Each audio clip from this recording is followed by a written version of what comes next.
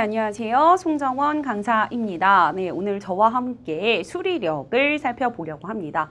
네, 우리가 풀어야 하는 이 수리력의 경우에는요, 기초를 기반으로 해서 기초 수학적 원리를 기본으로 해서 이제 실생활에 응용하는 사례, 그 다음에 통계 또는 이제 각종 도표 분석을 하게 되는 문항들이 다수 출제되고 있습니다.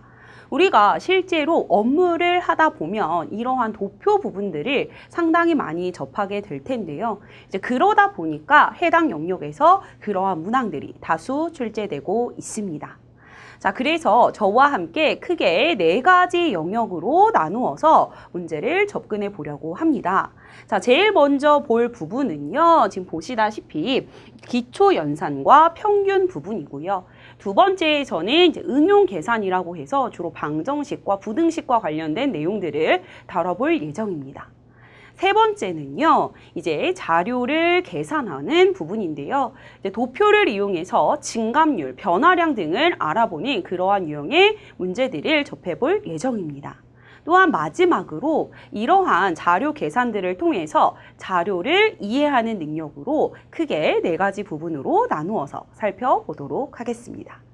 오늘 저와 함께 제일 먼저 보실 영역은요, 바로 기초 연산과 평균입니다. 해당 영역은 주로 확률과 통계를 주로 다루고 있습니다. 문제풀이에 앞서서 개념 살펴보면서 진행해 보도록 하겠습니다. 자, 해당 단원의 포인트는요, 이제 기초 연산입니다. 기초 연산은요, 우리가 주로 4칙 연산으로 이루어져 있습니다. 4칙 연산에는 다음과 같은 3가지 법칙을 적용하게 되는데요. 교환법칙, 결합법칙, 그리고 분배법칙 이렇게 3가지로 되어져 있습니다. 자, 여기에서 살펴보았을 때 교환법칙과 결합법칙은 우리 덧셈과 그리고 곱셈에서 모두 이루어지게 되고요. 특히 이 결합법칙은 우리가 자료 이해에서 더 많이 사용할 수 있기 때문에 해당 법칙을 잘 기억해 주셨으면 좋겠습니다. 자, 보시다시피 이렇게 결합법칙이라고 하는 거는요, 계산의 순서를 바꿔도 등식이 성립한다라는 이야기인데, 특히 우리가 많이 쓸 식 중에서 자, 요 부분, 자, 곱하기 할 때 순서를 바꿔서 해도 된다라는 걸 좀 기억해 주셨으면 좋겠습니다. 자, 그 다음으로 엄청 중요한 이제 분배법칙인데요. 분배법칙은 이 곱하기 C 그리고 더하고 있는 아이한테 하나씩 나누어 주는 것을 분배법칙이라고 이야기를 합니다. 자, 그런데 여기에서 우리가 기억하셔야 되는 것은요, 요 앞에 있는 식을 뒤에 있는 식으로 바꾸는 것이 정말 잘하세요. 그런데 이 반대로 오는 거 역시도 분배법칙이기 때문에 이 방식을 잘 기억해 주시면 앞으로 여러분들이 수리력 문제를 풀어내실 때 조금 더 빠르게 풀어내실 수 있을 거라 생각이 듭니다. 자, 그 다음으로는요, 이제 우리가 기억하셔야 되는 통계 부분의 개념들입니다. 자, 그래서 평균, 백분율, 분산, 표준 편차 이런 부분들도 업무에서 가장 많이 사용하게 되는데요. 자, 그러면 한번 보도록 하겠습니다. 제일 먼저 평균입니다. 평균에는 산술평균과 가중평균이 있는데요. 우리가 더 많이 쓸 식은 산술평균입니다.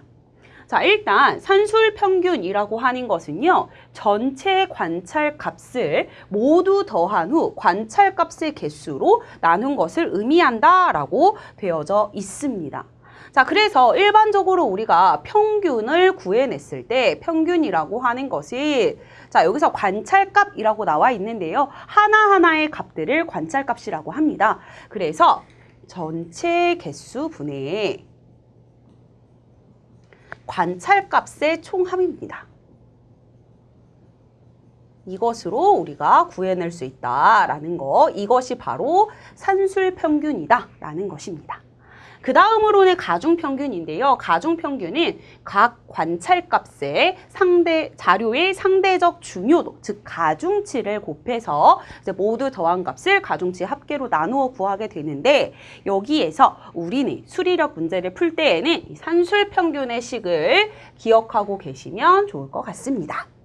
자, 그 다음으로는 백분율입니다. 백분율이라고 하는 것은 A에 대한 B의 비중, A 대비 B의 비중, A에서 B가 차지하는 구성 B 이런 것들을 백분율의 산식을 적용해서 다음과 같이 계산할 수 있는데요. 지금 보시게 되면요. 뭐뭐에 대한, 뭐뭐 대비, 뭐뭐가에서 차지하는 어디에서 이렇게 나와 있었을 때 이 아이들, 이 앞에 있는 아이들을 분모로 보낼 수 있고요. B를 써주시면 되겠습니다. 이 뒤에 있는 아이를 적어주시면 되고요.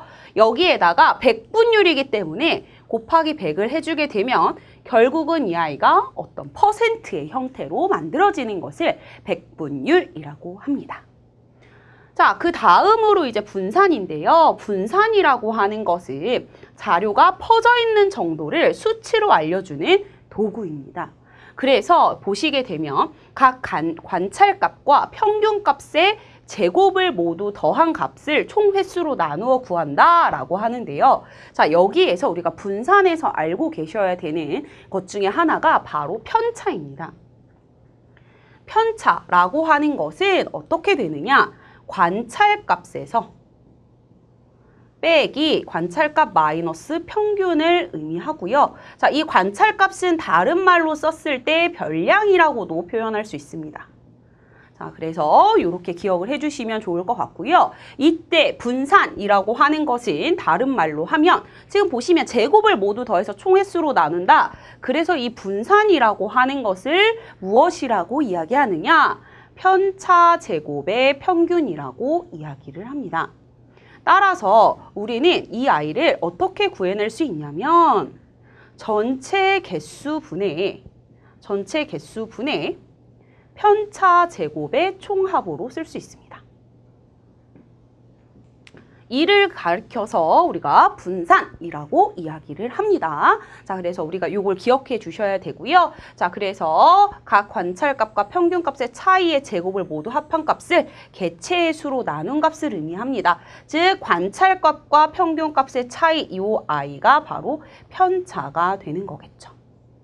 자, 그래서 요것을 기억해 주시면 좋을 것 같습니다. 그래서 예를 들어서 이렇게 설명을 하고 있으니 이 부분은 넘어가고 다음 페이지로 넘어와서 또 보도록 하겠습니다. 자, 다음 페이지에서는 표준 편차가 나와 있습니다. 자, 표준 편차라고 하는 것은요. 분산값의 제곱근 값을 의미합니다. 그래서 우리가 표준 편차를 구해낼 때에는 어떻게 하셔야 되느냐? 일단 분산을 먼저 구해 주셔야 됩니다. 그래서 분산의 루트를 씌운 값을 가지고 우리가 표준 편차라고 이야기를 한다라는 것이죠. 그래서 이 부분을 기억해 주시길 바라겠습니다. 자, 그래서 개념적으로는 평균으로부터 얼마나 떨어져 있는가를 나타내는 개념이 바로 표준 편차가 되겠습니다. 자, 그러면 우리 문제로 와서 문제에서 또 필요한 개념들 설명드리면서 가보도록 하겠습니다.